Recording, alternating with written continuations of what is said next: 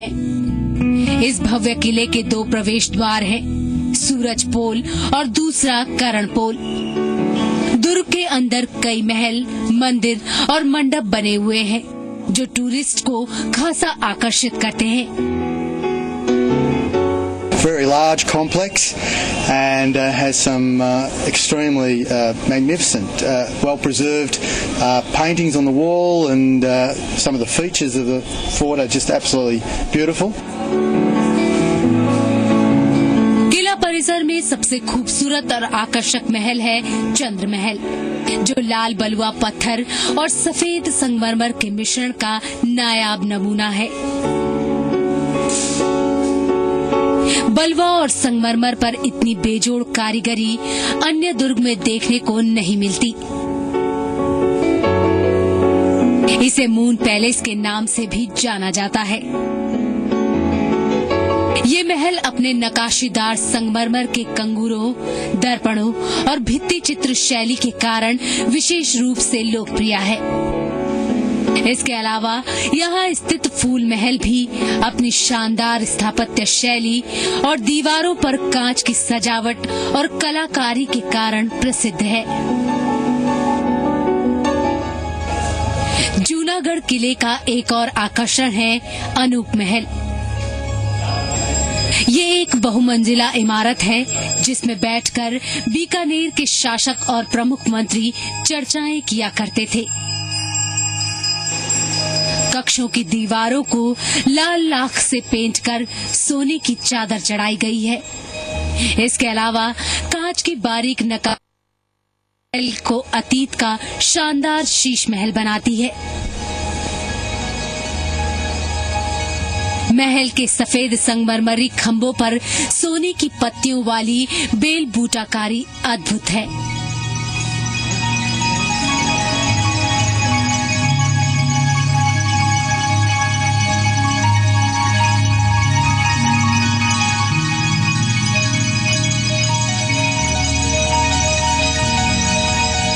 जूनागढ़ दुर्ग परिसर में सबसे ऊंचे स्थान पर बना है बादल महल। महल में पहुंचकर वाकई लगता है जैसे आप आसमान के किसी बादल पर आ गए हों। कई सदियां गुजर जाने के बाद भी इन रंगों की ताजगी और खूबसूरती दिल से महसूस की जा सकती है। इस महल में राजा अपनी रानी के साथ खास समय बिताते थे। इस कारण यहाँ की फिजा में रोमांटिक एहसास आज भी महसूस किया जा सकता है।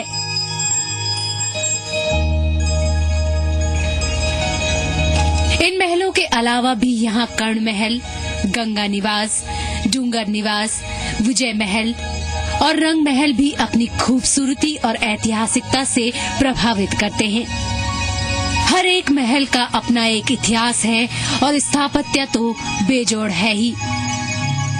So today I'm in Bikaner and I'm discovering this fort, and what's the history thing is the mix of cultures, and yes, it's amazing. You know, I'm from Delhi, and it's another culture, totally different. Architecture, everything. It's really it's really amazing in this city. दुर्ग परिसर में कई ऐतिहासिक और खूबसूरत मंदिर भी हैं, जो बयां करते हैं कि राजपूत शासक हमेशा श्रद्धावान रहे हैं। यहाँ के मंदिरों से अंदाजा लगाया जा सकता है कि राजपूत शासक देवी के उपासक रहे थे। इस भव्य दुर्ग में राजपूत और मुगल काल की बेहतरीन और मूल्यवान वस्तुओं का संग्रहालय भी मौजूद है। दुर्ग के संग्रहालय में उस समय का बहुत सा सामान संजोया गया है, जिसे देखकर 15वीं-16वीं सदी के इतिहास के बारे में जानकारी मिलती है। आज की तारीख में टूरिज्म को जितना भी पैसा मिलता है, आप ये मान के चलिए कि जूनागढ़ की वजह से ही मिल रहा है। आज जितने भी जो महाराजा ट्रेन आती हैं, जितना भी टूरिस्ट आता है बीकानेर के अंदर, वो सबसे पहले जो है जूनागढ़ को देखता है और वहाँ के जो अंदर जो कला संस्कृति, जो विरासत, जो हमारे हिजाइनस वगैरह हुआ करते थे, उनके जो उपयोग में लेने वाली चीजें, जैसे उनकी जो ड्रेस है और जो उनके पुरानी बंदूक हैं, ये सभी एक म्यूजियम के रूप में रखा हुआ है। जूनागढ़ वास्तव में रेगिस्तान में बने दुनिया के सबसे खूबसूरत दुर्गों में से एक है। ब्यूरो रिपोर्ट, जी मीडिया। चलिए, शान राजस्थान में यहाँ रुकेंगे कुछ पलों के लिए, लेकिन फौरन लौटेंगे और बीकानेर की शान की कुछ और कथा बयां करेंगे।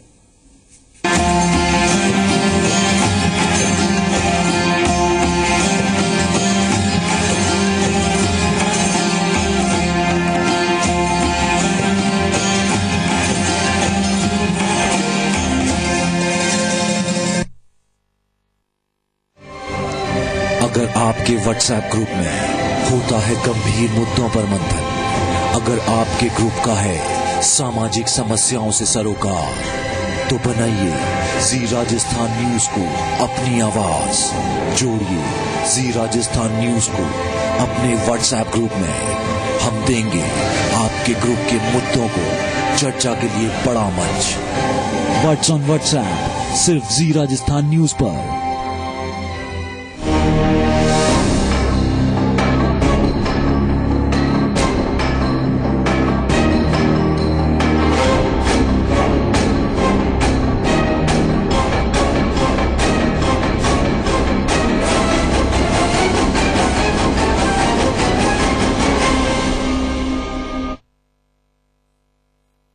शानदार करियर बनाने की है चाहत, लेकिन नहीं मालूम कौन सी फील्ड होगी आपके लिए बेस्ट। कैसे करें तैयारी, कहां मिलेगी कामयाबी। अपने करियर से जुड़ी समस्या से निजात पाने के लिए career counsellor professor Sanjay Biyani से कीजिए बात। हमारे खास शो करियर मंत्रा में शनिवार और रविवार शाम 4:30 बजे। अक्सर वो लोग जीत जाते हैं जिन्हें लग जाता है कि वो जीत सकते हैं। Powered by Biyani group of colleges.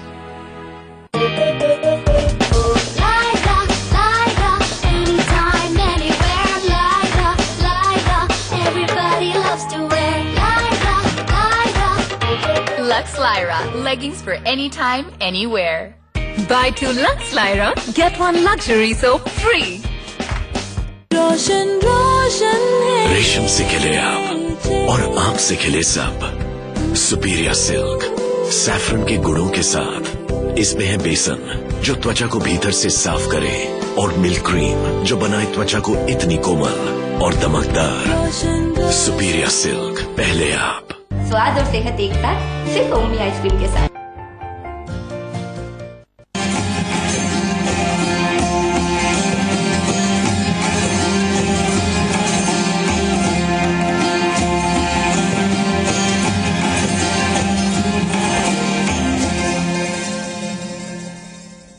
Break के बाद एक बार फिर आपका स्वागत है। आप देख रहे हैं शान राजस्थान। बीकानेर की शान की गाथा बताते जोधपुर के किले बेहद आकर्षक हैं। उतना ही रोचक है यहां देवी कुंड पर बनी सागर छतरियां। ये सभी छतरियां राजा महाराजाओं की स्मृति में बनाई गई थी और आज ये बीकानेर के इतिहास को दर्शाने वाली शानदार जगह है।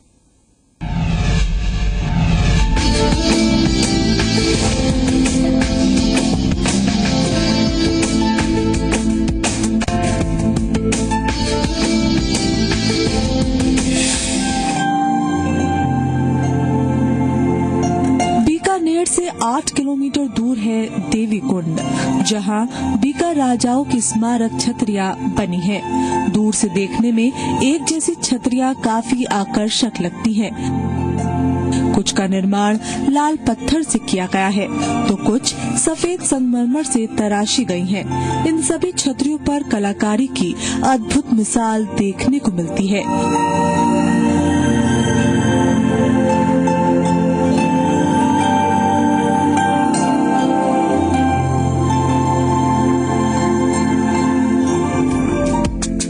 छतरियां लाल पत्थर से बनाई गई हैं।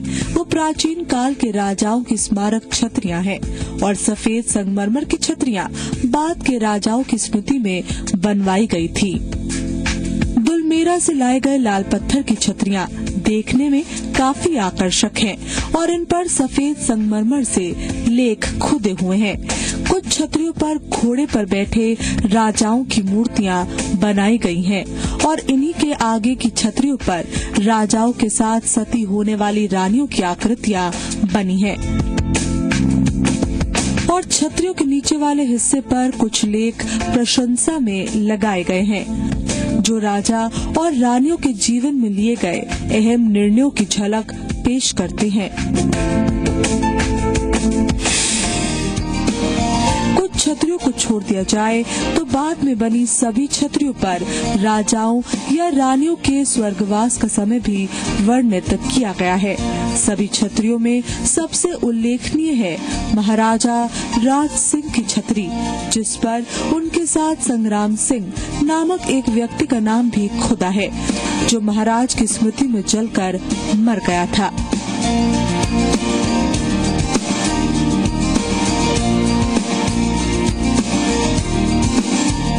इस स्थान पर सती होने वाली अंतिम महिला की छतरी भी बनी है, जिनका नाम था दीप कुंवारी, जो अपने पति के साथ इसी स्थान पर सती हुई थी।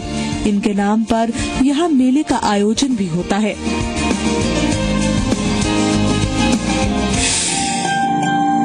इन छतरियों के पास ही एक तालाब, उद्यान और महल का निर्माण भी किया गया है। जो राज परिवार के लोग यहाँ ये छतरियां बनवाने आते थे, वो यहाँ आराम किया करते थे। जितनी इनकी संरचना आकर्षक है, उतनी ही इनके पीछे की कहानी रोचक है। हर छतरी पर उसका इतिहास उस काल की गाथा को बताता है। ब्यूरो रिपोर्ट, जी मीडिया। राजस्थान की धरती अनेक सांस्कृतिक रंगों से रंगी है। वीर सपूतों के इस धरती पर धर्म और आध्यात्म के भी कई रंग दिखते हैं। अब हम आपको एक ऐसे मंदिर को दिखाने जा रहे हैं जहां खुद मां जगदम्बा अपने इष्ट देव की पूजा अर्चना किया करती थीं और जिनके आशीर्वाद से जोधपुर और बीकानेर राज्य की स्थापना हुई।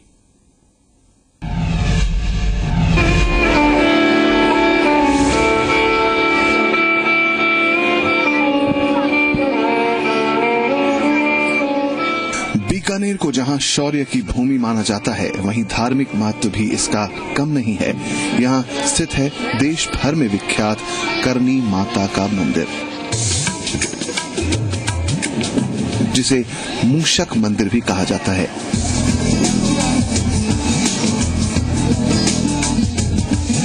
बीकानेर से 30 किलोमीटर की दूरी पर है देश नो, जहां स्थित है करनी माता का मंदिर। ये मंदिर लगभग 600 साल पुराना है और मान्यता है कि यहाँ जो भी मुराद मांगी जाती है वो पूरी होती है।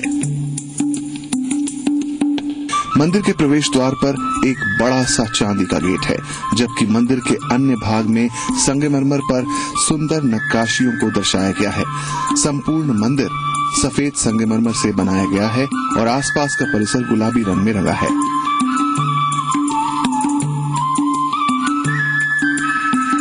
ये मंदिर अपने चूहों के लिए भी जाना जाता है,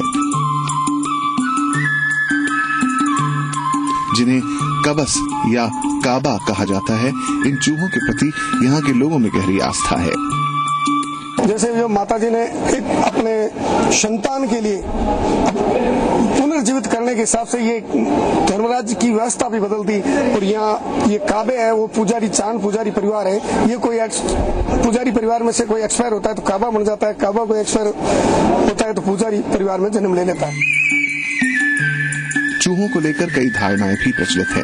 माना जाता है कि यदि कोई श्रद्धालु यहाँ सफेद चूहा देख ले तो वो बहुत भाग्यशाली होता है। साथ ही एक कहावत ये भी है कि यहाँ मौजूद चूहे अगर किसी श्रद्धालु के पैर में चढ़ जाएं तो उस व्यक्ति की मनोकामना बहुत जल्द पूरी होती है। मंदिर बहुत अच्छा लगा। मैंने भारत में बहुत भ्रमण किया है, इतने चूहे मैंने पहली बार देखे हैं। ये किसी को नुकसान नहीं पहुंचाते हैं। बहुत अच्छा मंदिर लगा, बहुत बढ़िया। सफेद चूहे जैसे मुझे बहुत चमत्कार। चूहों के मंदिर में होने के पीछे भी एक कहानी है। मान्यता है कि माता के सौतेले पुत्र की मृत्यु कुएं में गिरने से हो गई थी। इसके बाद करणी माता ने पुत्र को जीवित करने का आदेश यमराज को दिया था। यमराज ने माता के पुत्र को जीवित तो कर दिया, लेकिन वो चूहा बन गया। इसलिए माना जाता है कि चूहे माता के पुत्र के समान हैं। माता के वंशज मृत्यु के बाद चूहा बनकर मंदिर में पहुंच जाते हैं। इन चूहों को चढ़ावे के रूप में प्रसाद चढ़ाया जाता है। यहाँ एक चांदी की परात चूहों के प्रसाद के लिए रखी गई है।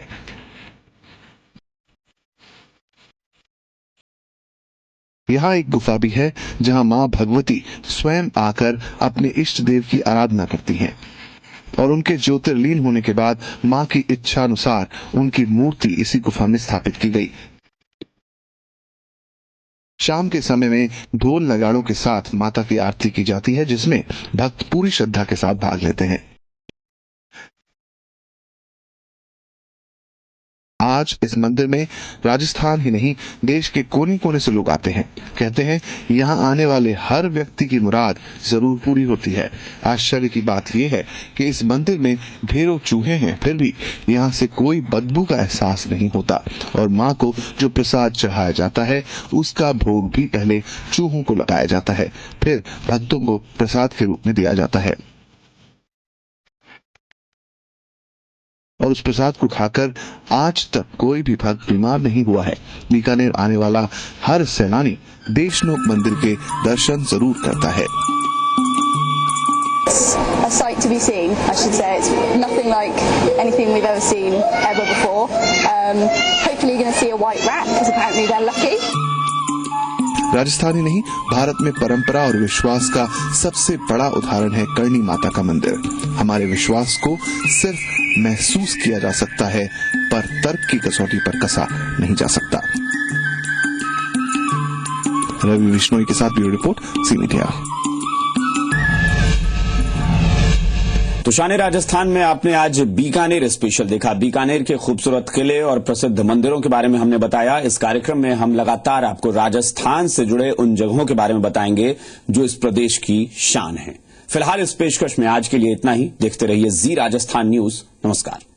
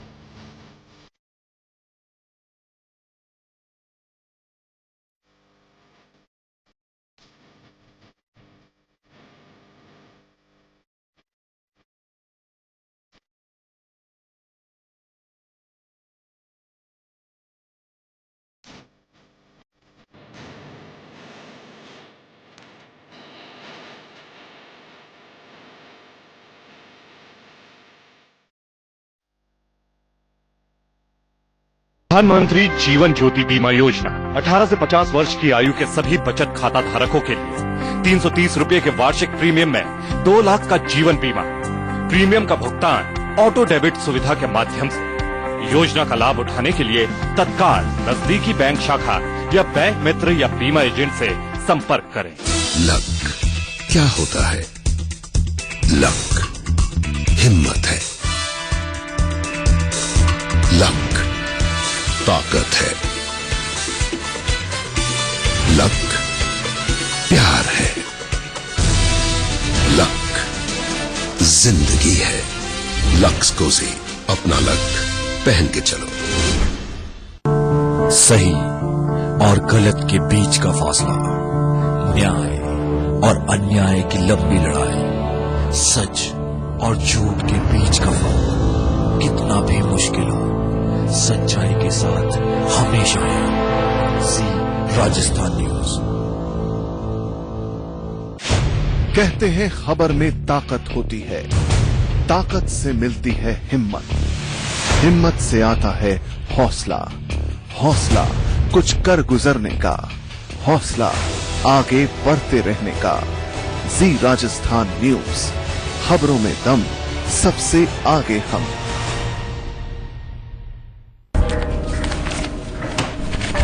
हमारे लिए हर केस एक चुनौती है, सवालों और पेचीदगियों की उलझी हुई गुत्थी।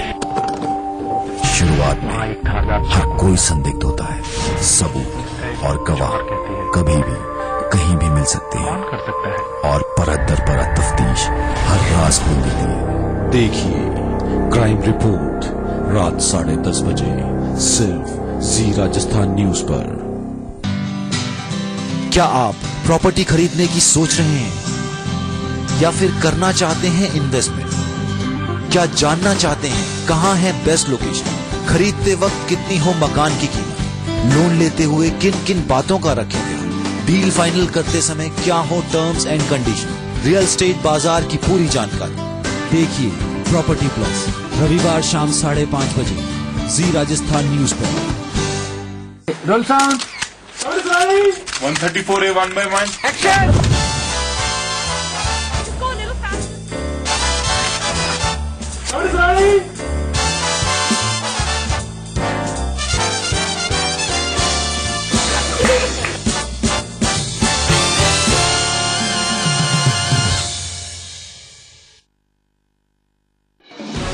राजस्थान के हर शहर का हाल, प्रदेश के कोने कोने पर नजर, हर जिले की तेज रफ्तार, खबरें लगातार। 33 जिले से 33 रिपोर्टर्स की खबरों का ताना बाना। 33 जिले 33 रिपोर्टर, रोज शाम 7 बजे और रात 10 बजे सिर्फ जी राजस्थान न्यूज पर।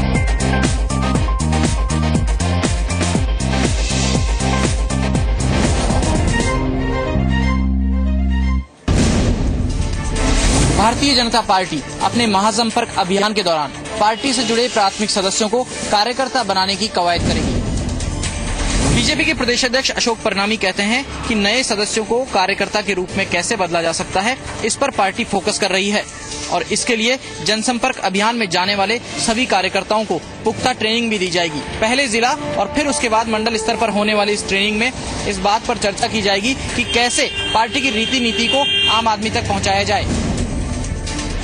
प्रत्येक बूथ पर कम से कम 2 सदस्य हम ऐसे नियुक्त करेंगे जो घर घर जाकर के जो हमारे भारतीय जनता पार्टी के प्रारंभिक सदस्य बने हैं उनको हम संपर्क करेंगे, जो अभी तक हमारे प्रारंभिक सदस्य नहीं बने हैं और वो बनना चाहते हैं तो वो भी सदस्य उस समय बन पाएंगे। परनामी कहते हैं कि आने वाले दिनों में संगठन सरकार और आम आदमी के बीच सेतु के रूप में काम करेगा। उन्होंने कहा कि संगठन के साथ ही केंद्र सरकार के कामकाज को और राज्य सरकार के 1 साल की उपलब्धियों को भी लोगों के बीच पहुंचाया जाएगा। दिल्ली के प्रगति मैदान में 2 दिनों तक चलने वाली एजुकेशन फेयर के पहले दिन राजस्थान समेत देश के तमाम हिस्सों से आने वाले छात्रों ने जानकारी ली। इस मौके पर छात्र अपने कैरियर को लेकर काफी संजीदा दिखाई दिए। प्रगति मैदान के हॉल नंबर 10 में दिखाई देने वाला ये नजारा किसी बुक फेयर या ज्योतिष मेले का नहीं है, बल्कि यहाँ मौजूद ये तमाम नौजवान अपने करियर के लिए बेहद फिक्रमंद और संजीदा हैं। दरअसल affairs exhibition and media private limited द्वारा आयोजित 2 दिवसीय सेमिनार में दिल्ली एनसीआर समेत हरियाणा और राजस्थान जैसे पड़ोसी राज्यों से भी छात्रों ने आकर अपनी मौजूदगी दर्ज कराई है। एजुकेशन फेयर के आयोजकों के मुताबिक ये प्रोग्राम छात्रों को करियर का चुनाव करने में मदद करेगा। हमारे यहाँ राजस्थान से कई परिवार अपने यहाँ पे मौजूद हैं स्टूडेंट्स काउंसलिंग के लिए, तो ये ज्यादा से ज्यादा जो नंबर्स आ रहे हैं राजस्थान से, ये हमारे लिए बहुत ही इनकरेजिंग है। कैरियर को लेकर बढ़ते कंफ्यूजन के बीच एजुकेशन फेयर जैसे प्रोग्राम छात्रों को दिशा देने वाले प्लेटफॉर्म होते हैं, लेकिन बढ़ती फीस और कंपटीशन के बीच क्या छात्रों को अपना मौका मिल पाएगा, ये एक बड़ा सवाल है। अपने एक दिवसीय दौरे पर बीकानेर पहुंचे स्वास्थ्य मंत्री राजेंद्र सिंह राठौड़ ने आज पीबीएम अस्पताल का औचक निरीक्षण किया।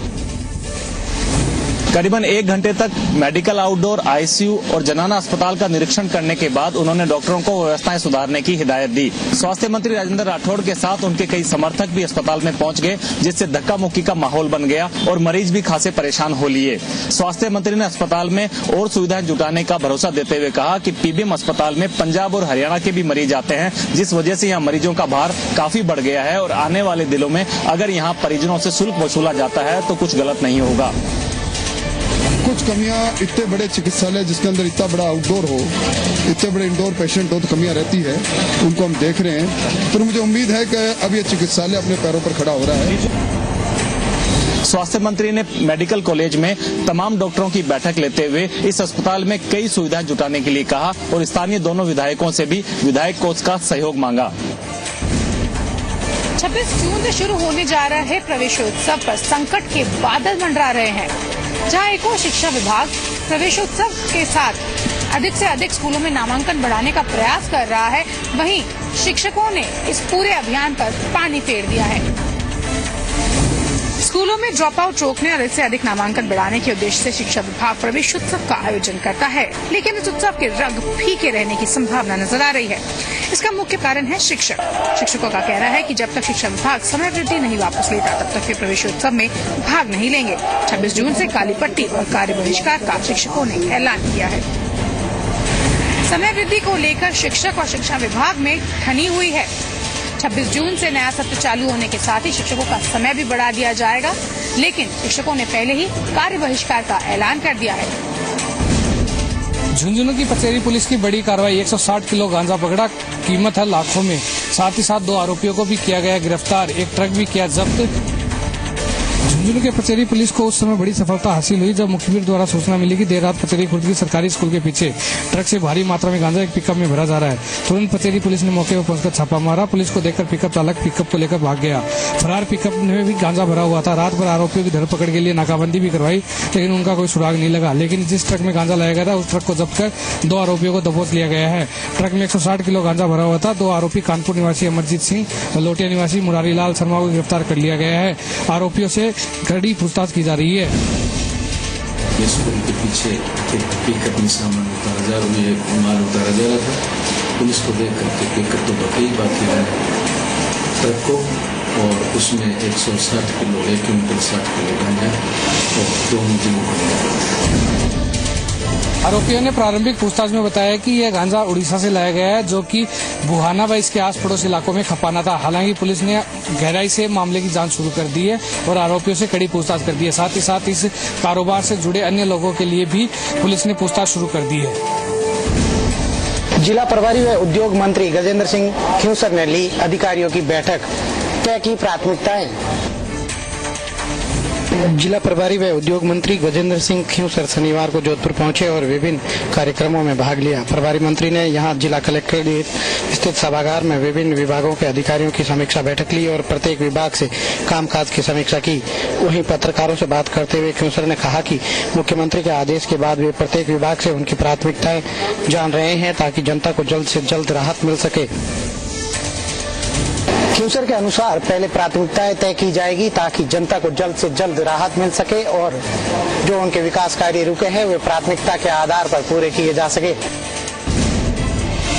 राष्ट्रीय विधिक सेवा प्राधिकरण के तत्वाधान में आज नागौर जिले में लोक अदालत का आयोजन किया गया।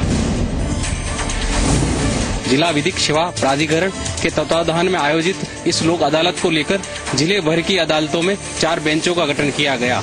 लोक अदालत के इस आयोजन में करीब 166 प्रकरणों को रखा गया।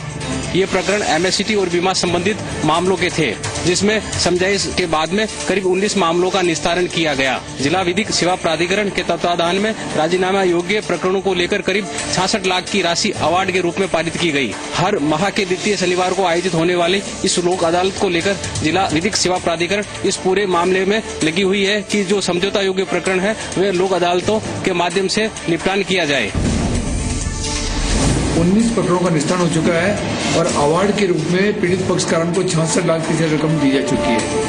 और ये इस प्रकार की लोक अदालत प्रत्येक द्वितीय शनिवार को भारत के सभी जिला स्थित न्यायालयों में, तालुका स्थित न्यायालयों में आयोजित की जाती है। जिले भर की अदालतों में इस प्रकार की लोक अदालत के आयोजन से न केवल पीड़ित पक्ष को त्वरित न्याय मिलता है बल्कि उनके समय की भी बचत होती है। प्रभुलाल सैनी आज 12 में पहुंचकर की जनसुनवाई में आम जन से ज्यादा देखे कार्यकर्ताओं की संख्या।